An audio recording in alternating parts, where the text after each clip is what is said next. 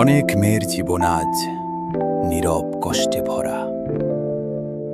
বাইরে থেকে সবাই দেখে মনে করে সে ভালো আছে, হাসি খুশি আছে, কিন্তু কেউ জানে না তার ভেতরে প্রতিদিন কতটা ভাঙা একটা জীবন লুকিয়ে আছে।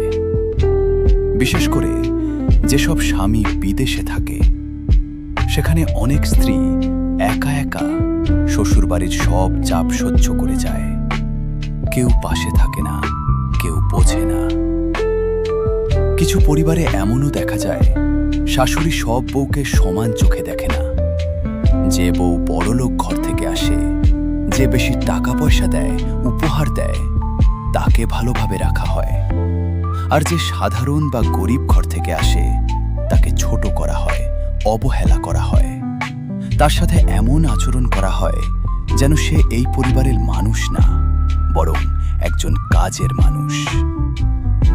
ভোর থেকে রাত পর্যন্ত কাজ, রান্না, পরিষ্কার, সবার সেবা, তারপরও কোনো প্রশংসা নেই। ভুল হলে অপমান আছে, কিন্তু ভালো কিছু করলে নীরবতা।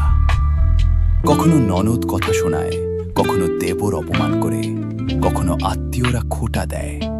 তুমি এই বাড়ির কেউ না, তোমার বাবার বাড়ি থেকে কি এনেছো? এই কথাগুলো একটা মেয়ের হৃদয় ধীরে ধীরে ভেঙে দেয়। আর সবচেয়ে কষ্টের বিষয় হলো, যখন স্ত্রী নিজের কষ্টের কথা স্বামীকে বলতে যায়, তখন স্বামী রেগে বলে, আমার মায়ের বিরুদ্ধে একটা কথাও বলবে না। সেদিন মেয়েটা চুপ হয়ে যায়। তার মনে হয় এই ঘরে তার কষ্ট বোঝার মতো আর কেউ নেই। স্বামী তখন শুধু মা পাগল হয়ে যায়। কিন্তু একজন স্বামী হিসেবে স্ত্রীর চোখের পানি, তার একাকিত্ব, তার ভয়, এসব আর দেখা হয় না। এভাবেই একটা মেয়ের জীবন ধীরে ধীরে সংকীর্ণ হয়ে যায়। সে চুপ থাকতে শিখে যায়, সব সহ্য করতে শিখে যায়, কিন্তু ভেতরে ভেতরে প্রতিদিন একটু একটু করে ভেঙে পড়ে। কিন্তু ইসলাম কখনো জুলুম শেখায় না। মায়ের খেদমত অবশ্যই ইবাদত, কিন্তু স্ত্রীর উপর অন্যায় করা কখনোই ঠিক না।